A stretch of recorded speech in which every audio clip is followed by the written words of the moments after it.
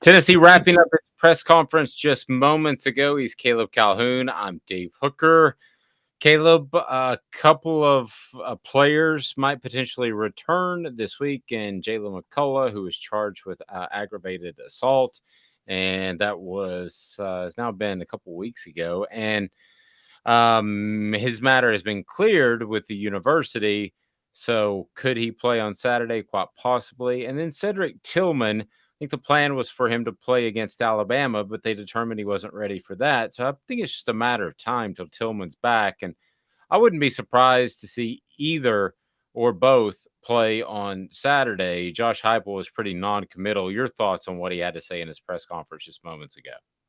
Yeah, particularly Cedric Tillman. I'd be really shocked if Tillman doesn't play on Saturday. I think you're right. They were going to try to go Alabama, but if not, the plan was always going to be Kentucky.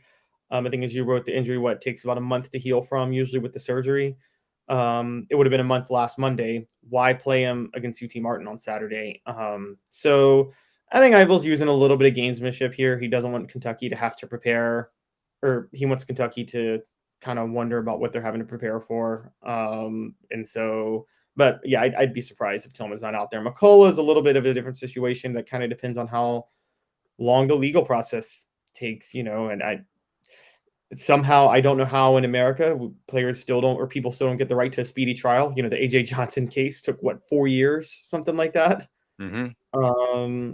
And I mean, I know this is like 4 weeks, not 4 years with McCullough, but yeah, if they're holding him out until the legal process wraps up, that might be a little unfair to him too, because we don't know how long that's going to take.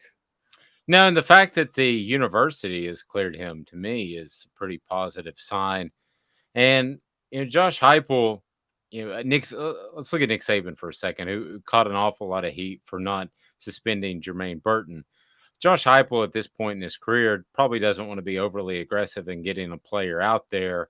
But it appears to me that if he's cleared the university process and if Josh Heupel believes him, that I'd trot him out there against Kentucky. There's a big gray area. Again, for those that don't know, we'll just recap you real quick. Man admitted to been drinking, went into the wrong apartment. McCullough was there with his girlfriend. An incident ensued. The gray area is, did McCullough chase him down? Because it supposedly happened 30 feet away. But I'm with you. Speedy trial, that would be nice. Number one. Number two, I'd play him. I think Josh Heupel has enough equity at this point where I would play him if I believed what Jalen McCullough told me. Oh, I agree. And if I'm Josh Heupel, I would come out and I would make the case. He was cleared by the university. Even if the investigation's ongoing, I'm not going to keep him being punished because of an investigation that's not wrapping up the way it should. And if the investigation turns out something different from KPD, then I would say, if I'm Josh Heupel, he could say we'll adjust and we'll react accordingly. But you are on borrowed time with college athletes who only have a certain number of games they can play in a college career. And I mean, you are taking those away right now for something that he may not have done. And so, or something that may not be what we thought it was, put it that way. Yeah, and I thought it was pretty gray from the get. And with the McCullough situation too, if you wait for all of the legal proceedings to play out, you could almost guarantee that he's not going to be able to play for the remainder of the regular season. Exactly. I agree. So I say go ahead, play him, and say, I mean, McCullough's technically got another year left because of the COVID ruling. So yeah, just go ahead and play him and be like, look, if they come out and conclude something different in the investigation, we'll react then. But until then, he's playing and the ball and fully put the ball in the KPD's court at that point, which I've been saying. Go ahead. Sorry. Yeah, I've been saying for years, NFL and college, the whole Roger Goodell clean up the league with the NFL. I've always thought that was a mistake too. The whole, process of suspensions or whatever. I've always been more like Roger Goodell and the NFL should consistently be like, we're going to let the legal system play it out. That's in their hands, not ours, over whether or not a player deserves any sort of punishment. And if something comes out is determined through the legal system, then we'll react. But until then, we're not doing anything. No, I'm fine with that. And then his thoughts on the offensive line, and your thoughts on what the offensive line. I was visiting with Chris Landry, who can check out. Please like, subscribe, and share. He's on our YouTube channel. And Caleb, This offensive line has really outperformed what most people thought they would be able to do. Your thoughts on what Tennessee has done from a run standpoint and a pass protection standpoint? Yeah, they've been shockingly good. We talked right before we came on air. I think Jerome Carvin is now the third offensive lineman to win SEC Lineman of the Week this year.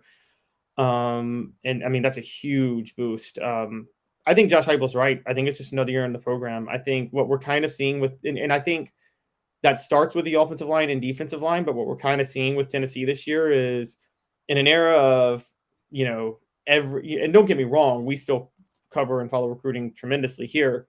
Um, but in an era so obsessed with it, sometimes there really isn't a substitute for having a bunch of guys back that have played together in the same system for a year.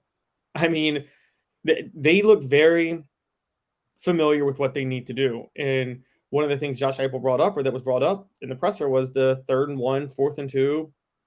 They're converting those this year. They weren't converting those last year a lot of times. And yeah, and then on the other side, you're right. I think losing Matthew Butler was a big deal on the defensive line. They also lost Caleb Tremblay and Jaquan Blakely, and they're better on the line this year than they were last year, which I didn't see happening. So I do think this might actually, hot take, this might be their biggest test on Saturday so far. I think Kentucky's line may be tougher than Alabama's right now, or at least better, right? More experienced, more seasoned than Alabama's right now. I don't want to use the word better coach comparing to Nick Saban, but they look better coached.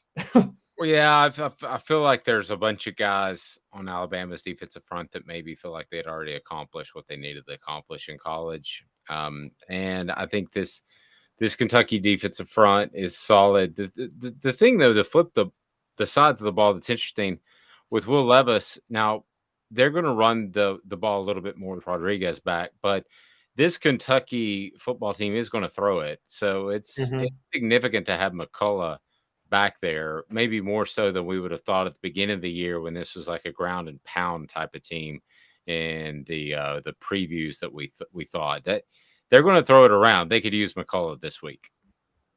Yeah, I think more important is for Tyler Baron and Byron Young to step up. I think that Will Levis is a statue in the pocket, and Kentucky, where they are weak on the line of scrimmage, is they don't have that good a pass protection. I mean, Will Levis has been getting hit a lot this year.